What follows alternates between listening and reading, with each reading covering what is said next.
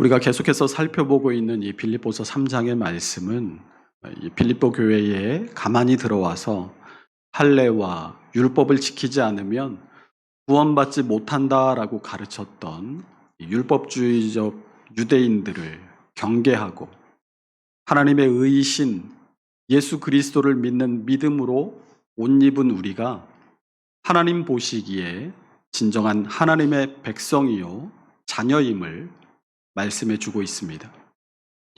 오늘 본문인 이 빌립보서 3장 17절 말씀은 빌립보서 3장 15절과 16절의 말씀의 연장선 안에서 해석해야 합니다. 우리 함께 빌립보서 3장 15절과 16절 말씀을 함께 읽어보겠습니다. 그러므로 누구든지 우리 온전히 이룬 자들은 이렇게 생각할지니 만일 어떤 일에 너희가 달리 생각하면 하나님이 이것도 너희에게 나타내시리라. 오직 우리가 어디에 이르렀든지 그대로 행할 것이라. 아멘.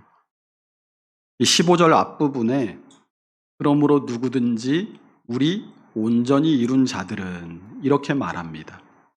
여기서 말씀하는 온전히 이룬 우리라는 것은 하나님의 의이신 예수 그리스도를 믿는 믿음으로 구원을 받아 하나님의 자녀로 천국을 이미 우리 안에 소유한 바로 우리를 말씀하는 것입니다. 1차로는 사도 바울을 통해 전해들은 복음을 받아들이고 그 복음으로 말미암아 하나님의 의를 덧입은 의인, 구원받은 하나님의 백성이 된 1차 독자인 빌립보 교회의 성도들을 말씀하는 것이고 2차로는 이 빌립보서를 읽으며 그 안에서 복음의 진리를 발견하고 그 진리를 따라서 나도 하나님의 의를 덧입은 의인이요 또 구원받은 하나님의 백성임을 확신하는 2차 독자인 바로 우리를 뜻하는 것입니다. 그러므로 누구든지 우리 온전히 이룬 자들, 우리는 어떻게 해야 된다고요? 15절을 다시 보십시오. 이렇게 생각할지니. 이렇게 생각한다는 것이 무엇입니까? 빌립보서 3장 12절에서 14절의 말씀도 함께 같이 읽어보겠습니다. 내가 이미 얻었다 함도 아니요 온전히 이루었다 함도 아니라 오직 내가 그리스도 예수께 잡힌 바 된 그것을 잡으려고 달려가노라. 형제들아, 나는 아직 내가 잡은 줄로 여기지 아니하고 오직 한 일, 즉 뒤에 있는 것은 잊어버리고 앞에 있는 것을 잡으려고 표대를 향하여 그리스도 예수 안에서 하나님이 위에서 부르신 부르심의 상을 위하여 달려가노라. 사도 바울의 머릿속에는 지금 이 고대 운동 경기인 달리기와 그 달리기에 우승한 사람이 보상으로 받게 될 면류관이 그려지고 있습니다. 지금 축구가 전 세계인의 인기를 끌고 있는 스포츠라면 사도 바울 당시에 가장 인기 있었던 스포츠는 달리기였습니다. 고대 시대에는 올림피아, 피티아, 네메아, 이스트미아라는 4가지의 제전이 있었는데 이 경기들은 사도 바울이 사역했던 소아시아와 유럽의 교회들이 속해 있었던 헬라와 로마의 문화권 안에서 이루어진 운동 경기들이었습니다. 당연히 이 소아시아와 유럽의 헬라, 로마 문화권 안에 살고 있던 사람들은 이 4가지 제전에 대해서 아주 잘 알고 있었고 제전이 열릴 때마다 수많은 사람들에게 엄청난 인기와 호응을 끌었습니다. 사도 바울이 각 교회들의 서신을 써서 복음의 진리에 대해서 설명해 나갈 때 그 성도들이 잘 이해할 수 있을 만한 예로서 운동 경기를 든 것은 어찌 보면 당연한 일이었습니다. 특히 사도 바울은 고린도전서 9장의 말씀을 통해 달리기와 권투를 예로 들면서 복음을 위해 노력해야 할 것을 말씀하고 있음을 우리는 볼 수 있습니다. 왜 고린도 교회의 성도들에게 달리기와 권투를 예로 들었냐면 이 고린도시에서 이스트미아 제전이 열렸기 때문이었습니다. 이스트미아 제전은 이 포세이돈 신을 기념하기 위해서 고린도의 한 나무숲에서 2년에 한 번씩 개최가 되었는데 육상, 레슬링, 원반, 투창, 권투 같은 종목으로 기량을 겨루고 승리자에게는 면류관을 씌워 주었습니다. 우리 함께 고린도전서 9장 24절에서 25절 말씀을 함께 읽겠습니다. 운동장에서 다름질하는 자들이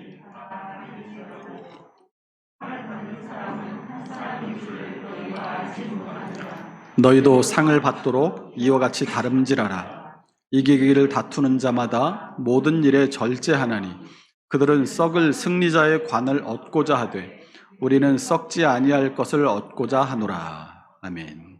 이 고린도전서 9장 24절에 말하는 다름질이 달리기 경기를 말하는 것이고 25절이 말하는 이기기를 다투는 자마다라는 말이 이 권투 경기를 예로 들고 있는 것입니다.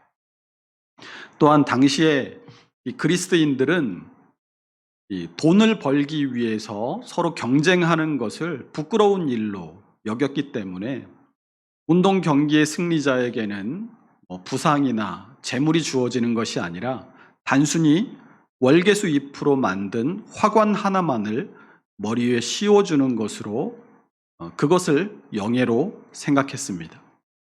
그래서 사도 바울이 고린도전서 9장 25절에서 이 세상이 주는 영광을 썩을 승리자의 관이라고 표현했던 것입니다. 빌립보서 3장 12절에서 14절에서도 이 사도 바울은 빌립보 교회의 성도들이 잘 이해할 만한 달리기 경주를 예로 들어서 설명하고 있습니다. 사람들은 누구든지 아는 것을 머릿속에 형상화할 수 있습니다. 모르는 것을 머릿속에 떠올리지는 못하죠.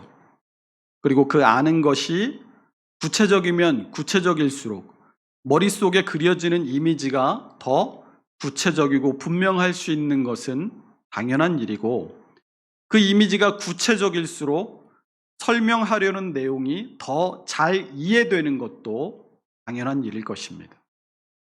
그래서 사도 바울은 빌립보서 3장 12절에서 14절의 말씀을 통해서 예수 그리스도를 믿어 하나님의 의를 입고 구원을 얻은 우리가 새 생명을 시작한 그 순간부터 구원을 향해서 달려나가는 그 모습을 달리기 경주에 비유하고 장차 하나님 나라에서 얻게 될 하나님의 부름의 상을 영광의 면류관으로 비유해서 설명해 주고 있는 것입니다. 우리가 이미 예수 그리스도를 믿는 그 믿음으로 의와 구원을 얻었지만 우리가 얻은 이 의와 구원을 이미 얻은 것으로 내가 더 이상 그것을 위해서 아무런 노력을 기울이지 않아도 된다라고 생각해서 그것에 안주하지 말고 이제 표대, 새로운 목표를 향해서 더욱 다름질하라라는 것입니다. 그 표대, 새로운 목표가 무엇입니까? 우리의 구원이 최종 완성되는 그날까지 하나님이 위에서 부르신 그 부르심의 상을 위해서 달려가는 일입니다. 이미 얻었지만 아직 얻지 못한 사람같이 간절한 마음으로 복음에 합당한 사람으로서 구원의 완성을 향해 최선을 다해야 하는 것입니다. 사도 바울은 그것을 위해서 오늘 17절에서 형제들아 너희는 함께 나를 본받으라 라고 말씀하고 있는 것입니다. 우리가 보통 누군가를 본받을 것을 권할 때 자신을 가리키면서 나를 본받아라, 나를 좀 본받아라 이렇게 말하는 사람은 거의 없습니다.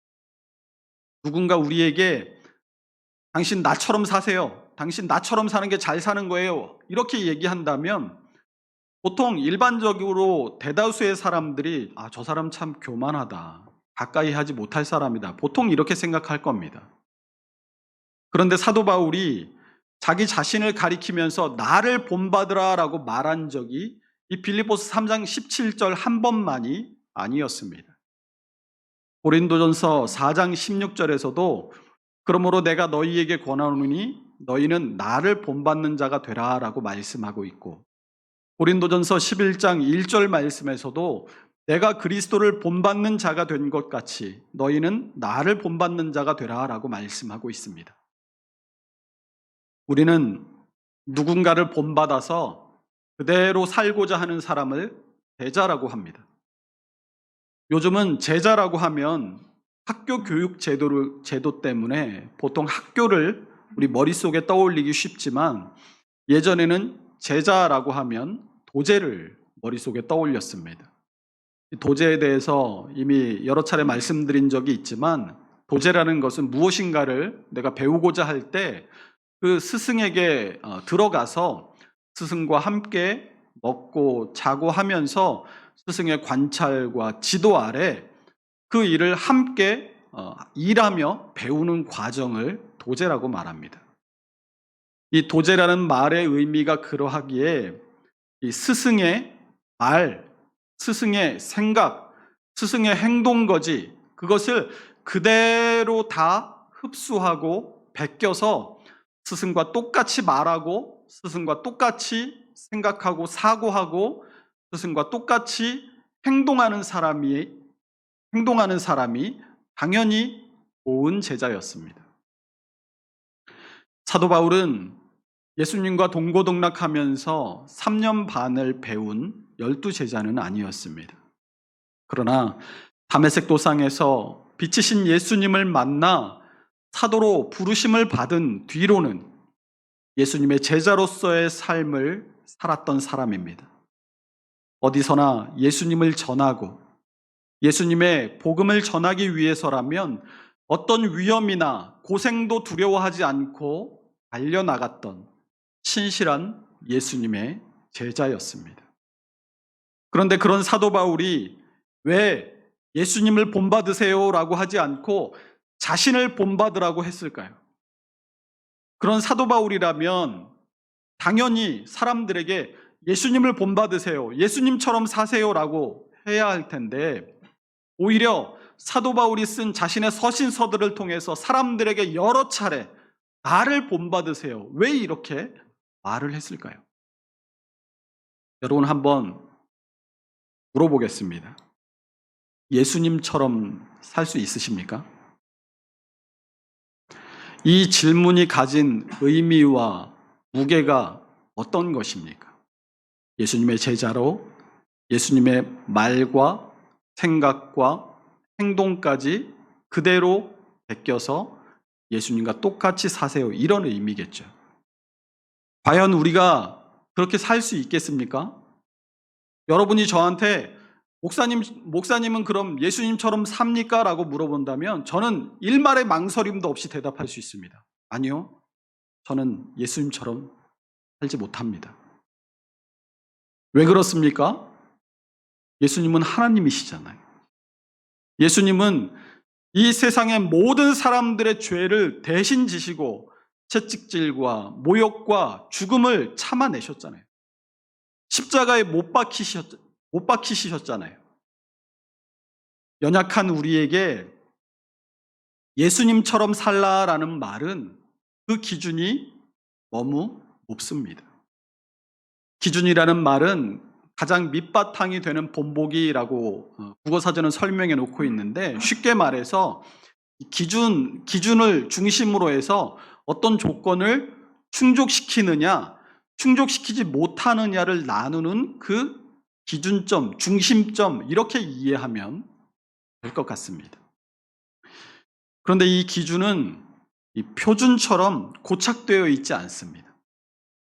기준은 정하는 바에 따라서 높아지거나 혹은 낮아질 수도 있는데, 시험 볼 때 우리가 흔히 커트라인이라는 말을 하잖아요.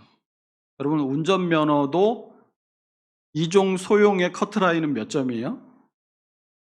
60점이죠. 일종 보통은 70점이 커트라인이에요. 그런데 어느 날 이 운전면허의 커트라인은 이종 소형은 그대로 60점인데 일종 보통은 이제 100점 맞은 사람만 합격이다. 이렇게 법이 정해졌다고 한번 해보십시다. 그런데 한 사람이 평생 시험 볼 기회는 단 한 번뿐이에요. 그러면 여러분이 지금 운전면허를 따려고 마음을 먹고 있다면 내 일생에 딱 한 번 도전할 수 있는 이 시험에서 2종에 도전하시겠어요? 1종에 도전하시겠어요? 당연히 안전빵으로 가야죠. 한 문제만 틀려도 평생 운전 못하고 걸어 다녀야 되는데 그렇지 않겠습니까? 이렇게 보면 우리가 보기에 1종 면허를 따는 것은 너무 기준이 높아요. 그러면 보통 어떻게 합니까? 기준이 내가 생각하는 것보다 너무 높으면 어떻게 해요? 포기합니다. 여러분 지금 여러분 뒷바라지 해줄 테니까 그 사법고시 보세요라고 하면 여러분 보실 거예요? 안 보시죠. 포기하잖아요. 기준이 너무 높으니까. 에이 저걸 누가 할 수 있어 하고 그냥 말아버립니다. 예수 믿는 우리에게 마찬가지예요. 너무 높은 기준은 에이 저거는 예수님이니까 가능한 거지 하고 지레 포기해버릴 수 있다는 거예요. 그런데 만만하면 어떻습니까? 누구든지 다 도전합니다. 저거 쉬운 것 같은데? 저거 할만한 것 같은데? 나도 한번 해볼까? 나도 한번 저거 해봐야겠다. 이렇게 되죠. 여러분 그렇다고 해서 사도 바울의 삶이 만만하다는 말이 결코 아닙니다. 상대적인 거예요. 제가 93년도에 일종 보통 면허를 땄어요. 그때는 이 코스 시험에 S자 후진이 있었어요. 예전에 면허 따신 분들은 다 기억하실 겁니다. S자로 트럭을 몰고 이렇게 S자로 들어갔다가 S자 그대로 다시 빠져나와야 합격이에요. 일종 보통 면허 따는 게 결코 쉽지 않았습니다. 그런데 한 10년 조금 넘은 것 같은데 10여 년 전에 운전면허 따는 게 엄청 간소화됐어요. 이렇게 쉽게 개편됐습니다. 얼마나 쉬웠냐면 이종 소형 면허의 이 주행 시험이 차에 딱 타고 시동을 걸고 출발하세요 하면 그대로 50m 정도 똑바로 가서 결승선에 골이 나면 합격증을 줬습니다. 어떻게 됐겠어요? 지원율과 합격률이 엄청나게 올라갔습니다. 그러다 보니까 이 도로에 나가면 도로교통법도 제대로 모르고 운전하는 방법도 미숙한 사람들이 수두룩하게 양산됐습니다. 그런데 운전면허를 그렇게 남발하니까 하도 사고가 많이 나고 문제가 생기니까 2017년에 운전면허 시험이 개편됐어요. 개편 전에는 합격률이 89.7%였습니다. 10명 시험 보면 9명 합격했어요. 그런데 2017년에 개편되고 나서는 36.9%로 떨어졌습니다. 운전면허 시험 보겠다고 응시하는 사람의 숫자는 어떻게 됐을까요? 2016년에는 18만 5천 명이 지원했습니다. 그런데 개편되고 2017년에는 9만 5천 명으로 줄었어요. 응시자가 50%가 뚝 떨어진 거예요. 여러분, 기준이 높아지면 쉽게 도전하지 못합니다. 그런데 기준이 높아지는 정도가 아니라 그 기준이 높다 너무 높아버리면 저건 우리가 아예 꿈꿀 수도 없는 일이구나 하고 다 포기해버려요. 그냥 안 하고 안 살면 되는 게 돼버리는 겁니다. 예수님은 하나님이니까 그렇게 산 거고 우리는 사람인데 어떻게 우리가 예수님처럼 사냐? 복음에 합당한 삶의 기준을 하나님에게로 높여버리면 누구도 내가 이제부터 복음을 위해 복음에 합당하게 살아야겠다라고 마음 먹을 수도 노력할 생각도 못하게 된다는 거예요. 그런데 사도 바울은 나를 본받으라라고 말합니다. 빌립보서 3장을 통해서 우리가 본 사도 바울의 모습은 어떤 모습들이었습니까? 다메섹 도상에서 빛이신 예수님을 만나서 하나님의 의를 입기 전에 사도 바울의 삶의 모습은 사람의 의를 통해서 구원에 이르고자 하는 헛된 것을 쫓던 사람이었습니다. 우리 디모데전서 1장 13절에서 16절 말씀을 함께 읽어보겠습니다. 내가 전에는 비방자요, 박해자요, 폭행자였으나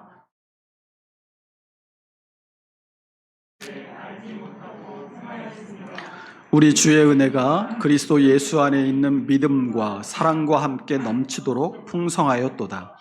mit보다 모든 사람이 받을 만한 이 말이요, 그리스도 예수께서 죄인을 구원하시려고 세상에 임하셨다 하였도다. 죄인 중에 내가 괴순이라.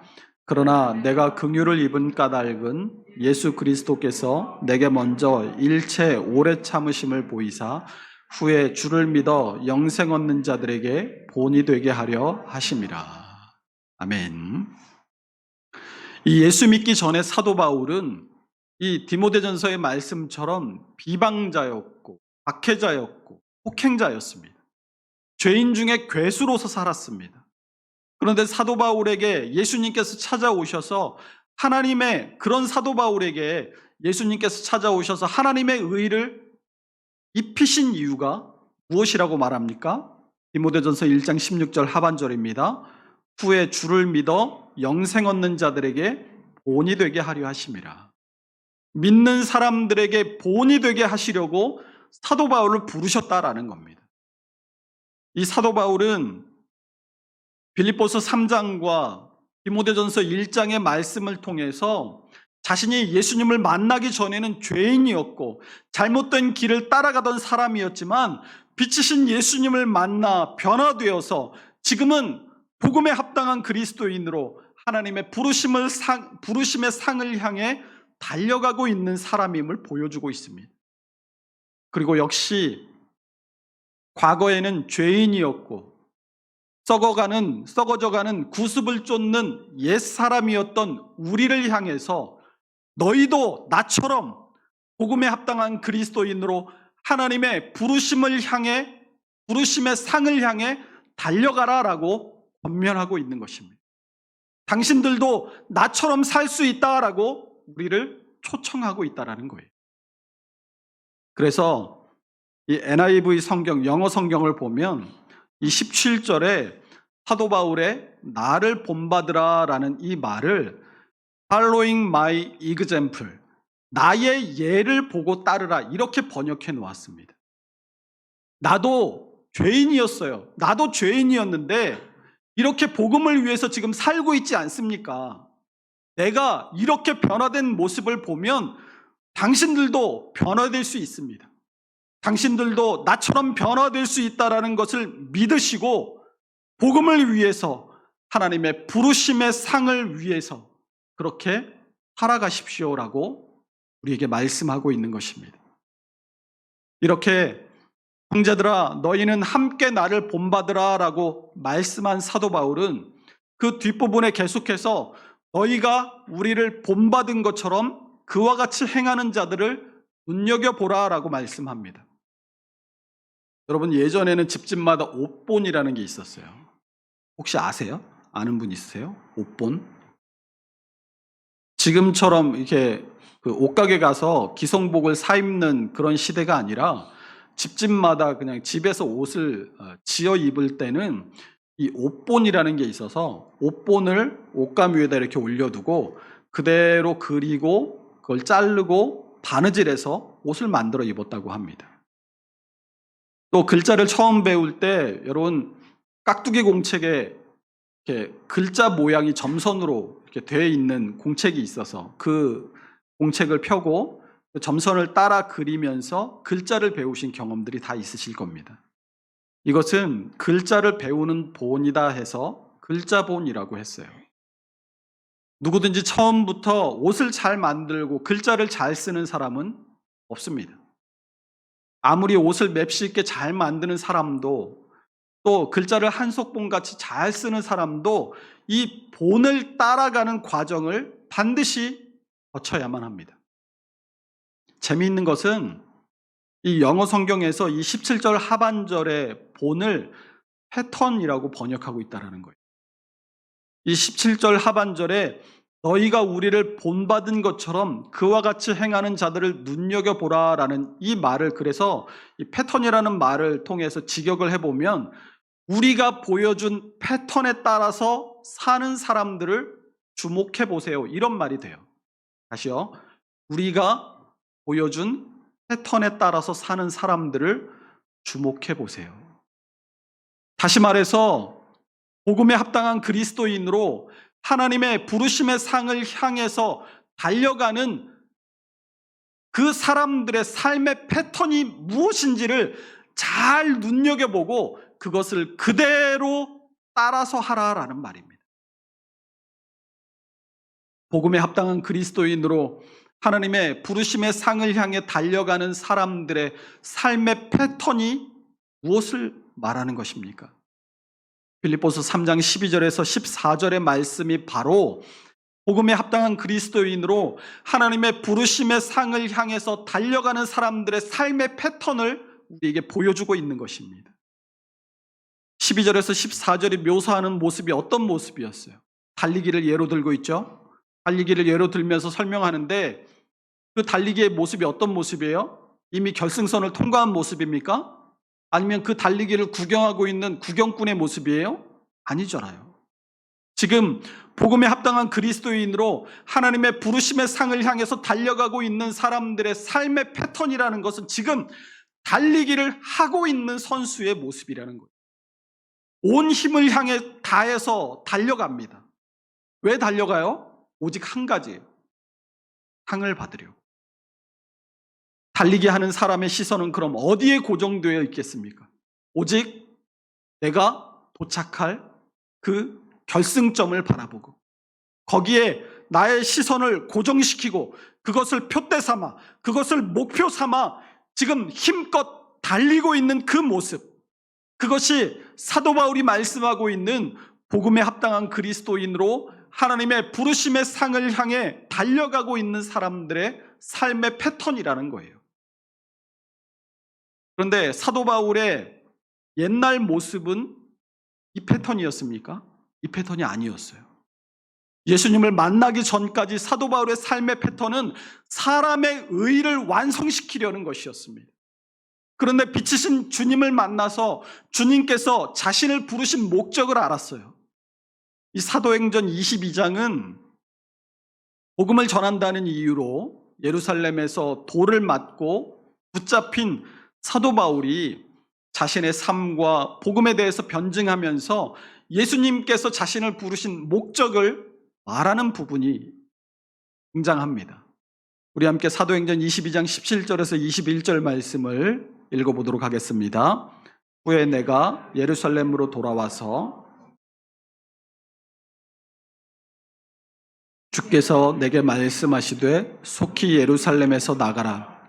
그들은 내가 내게 대하여 증언하는 말을 듣지 아니하리라 하시거늘 내가 말하기를 주님 내가 주를 믿는 사람들을 가두고 각 회당에서 때리고 또 주의 증인 스데반이 피를 흘릴 때에 내가 곁에 서서 찬성하고 그 죽이는 사람들의 옷을 지킨 줄을 그들도 아나이다. 나더러 또 이르시되 떠나가라. 내가 너를 멀리 이방인에게로 보내리라 하셨느니라. 아멘. 빛이신 예수님을 만난 사도 바울은 자기가 이제 무엇을 향해 달려야 할지를 정확하게 알게 되었습니다. 사람의 의를 향해서 달리던 사도 바울이 이제 하나님의 의를 향해 달리기 시작한 것입니다.